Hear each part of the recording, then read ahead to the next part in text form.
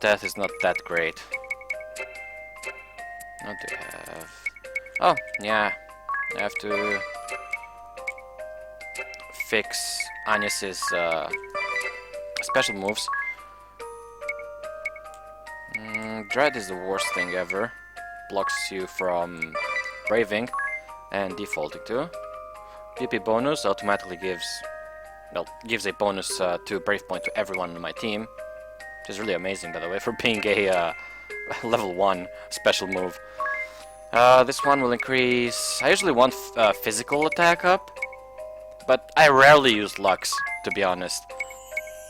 Dredge resistance up, and well, if I get to use this, it's gonna be against the Templar, so I'm gonna need the light resistance. Now, what do you have on our ring, Gabel? Alright, 50% boost, 50% boost, it's fine. And for Idea, just back to Spear, so let's go with just the usual stuff.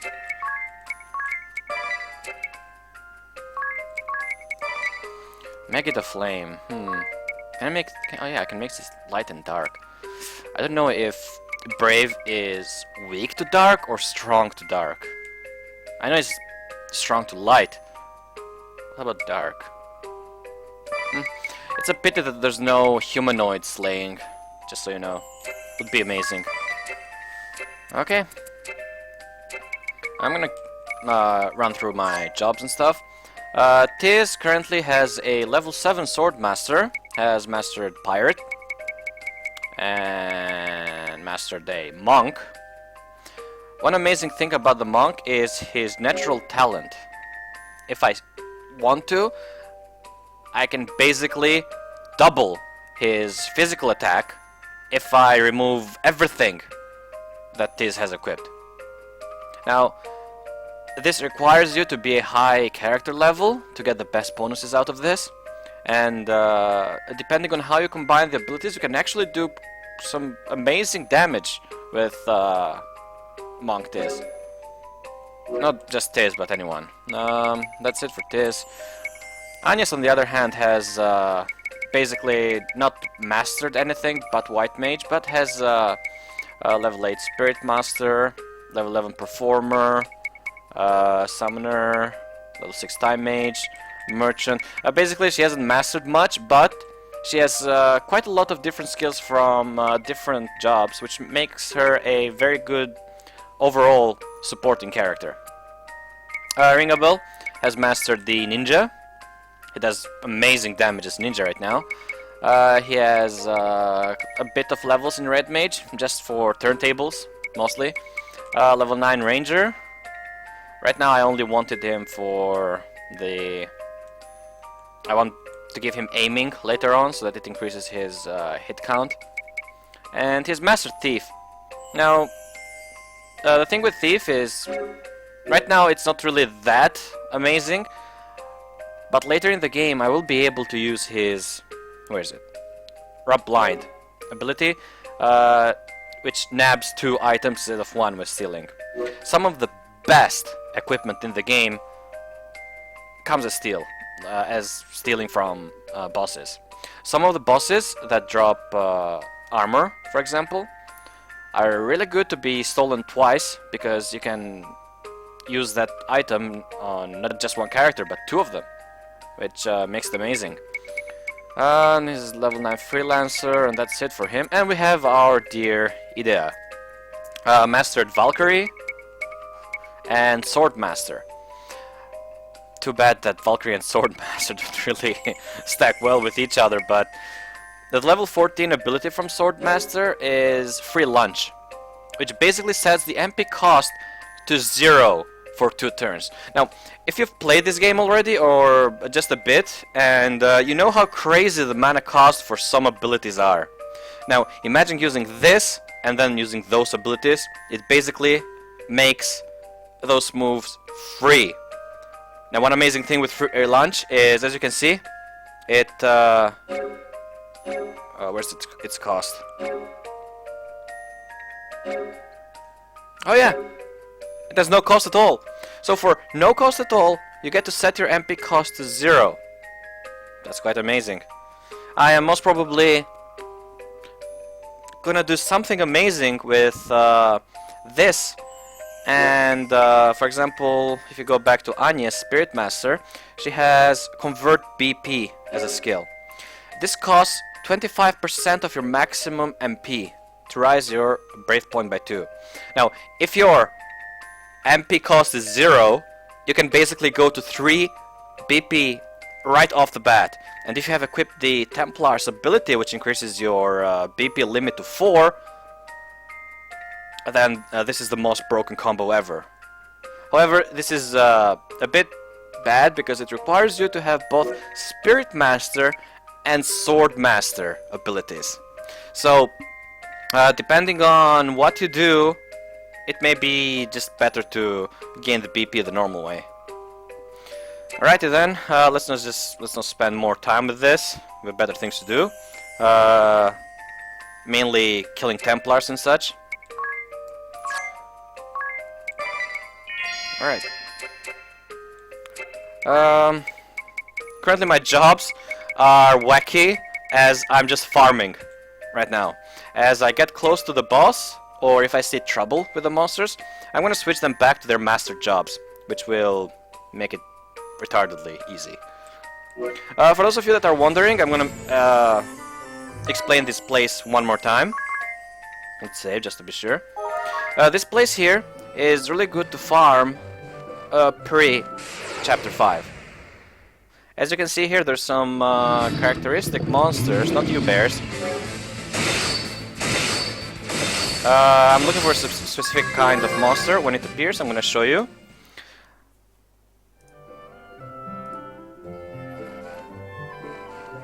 Oh, hey there! I wasn't expecting you to join my channel. Alright, not the bears. I'm not looking for the bears, I'm looking for the plants.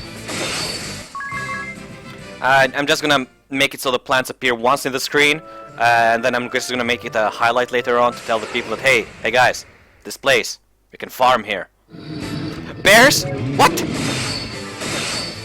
Okay, terribly sorry this is happening. The bears are really rare spawn. They shouldn't be spawning 3 times in a row. Come on, plants. Wow. Now, a guy in the Japanese wiki has actually made a guide about this, and there is a 50% chance there's a 50% chance that I get to fight those goddamn plants, which are not spawning for some reason. Alright, one more fight, and if they don't appear, I'm just gonna move on. It's gonna make the stream boring.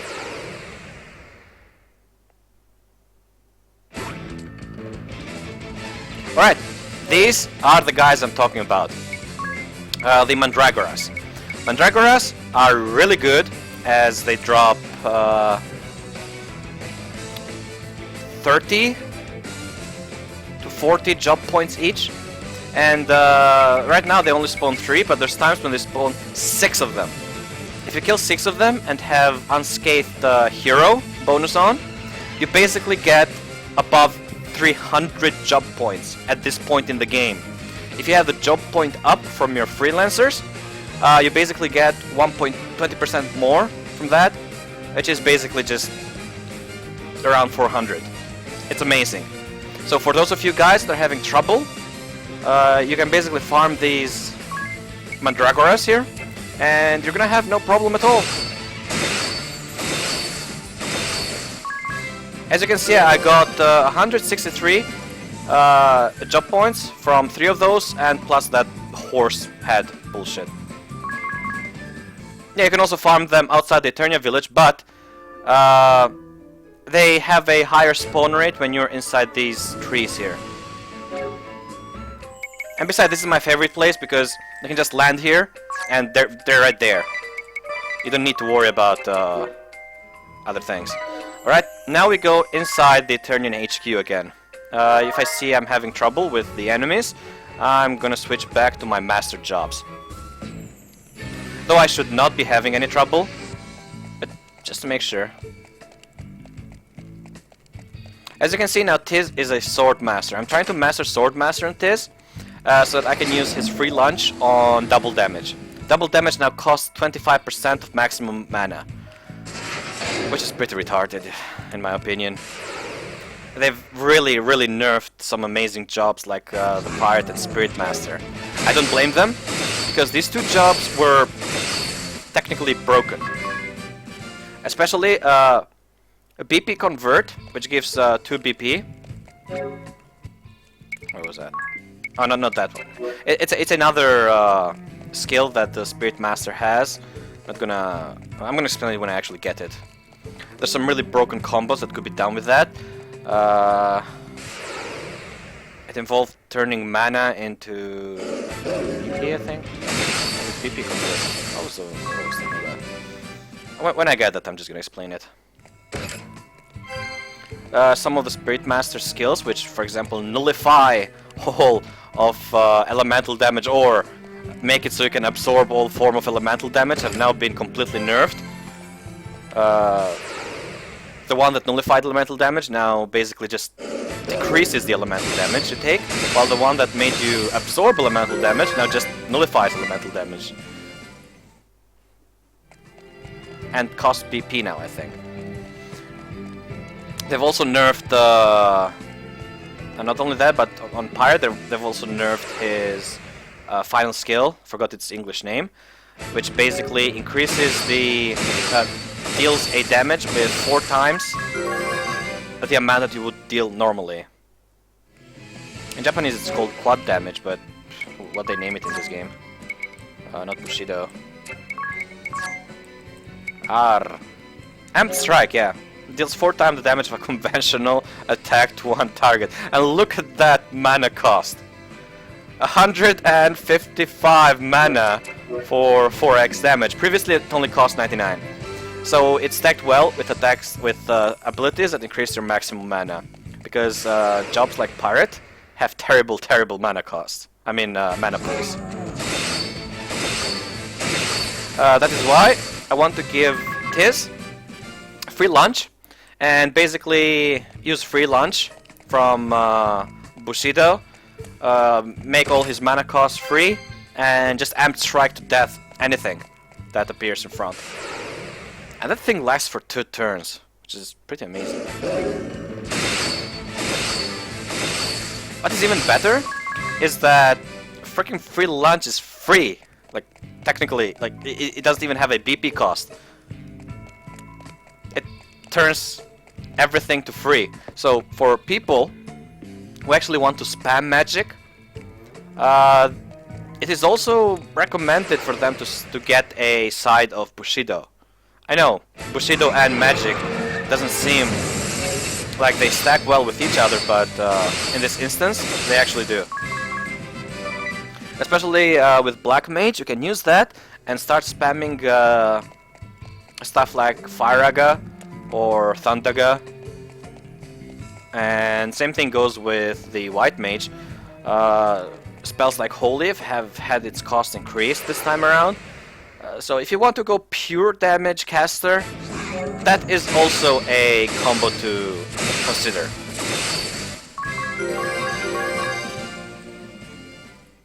I have some new equipment to show you guys from the village. Tiz now has the Labris. I forget which Final Fantasy this weapon was from, or which other franchise this was from, but this is a really great axe. It deals 50% more damage to beast monsters. As for Idea, we have the Donnerschlag. The Donnerschlag. It's basically a blade, trident, glaive, spear. Yes. Ringabel has his same things. Don't worry, I'll be changing him from hunter to something else soon. I know there's a lot of people there who hate furries, and I'm gonna make it so his transition to a furry stays as minimal as possible. If I'm not mistaken here, this should be Idea's room. Yep, this is Idea's room. ここ私の部屋。そうか。ここがいいであろう。